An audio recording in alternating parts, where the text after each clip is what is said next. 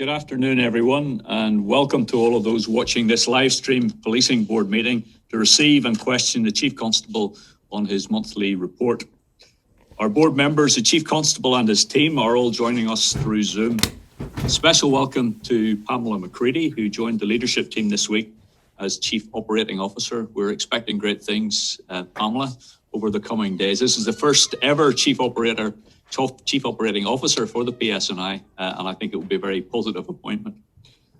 Before we begin, I would also wish to offer condolences to the family of Jimmy Spratt, who has passed away. Jimmy served as a board member from 2007 to 2011. And after a career as a police officer, he moved into politics, and as a political member of the board was a passionate voice on issues affecting the service, and particularly on the welfare of officers. So we record our sympathies. Chief Constable, it's been a busy few weeks of policing on a number of fronts. This time last year, we were moving into our first lockdown, and we're now thankfully talking about plans for recovery and steps out of lockdown.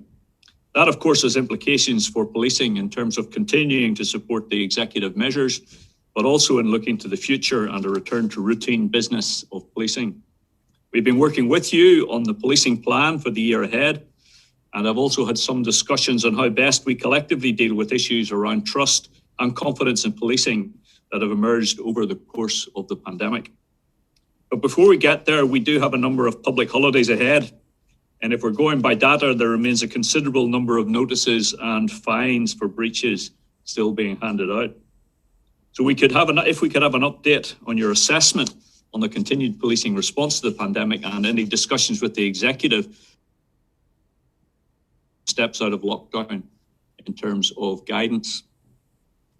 As part of discussions of policing plans, we're waiting on final confirmation of the bit for PSNI.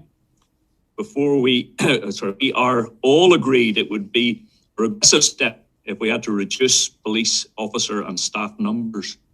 And therefore, we welcome the Minister's recognition of the pressures and commitment to securing the necessary resources to avoid that happening.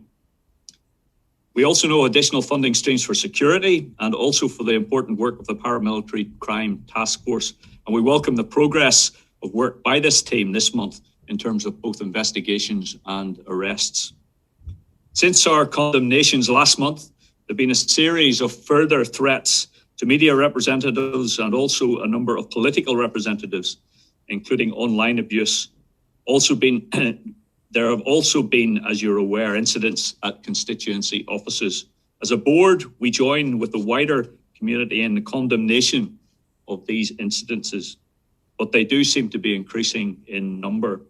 So can you give an assessment and also advise on reassurance measures to those who have been subject to such threats?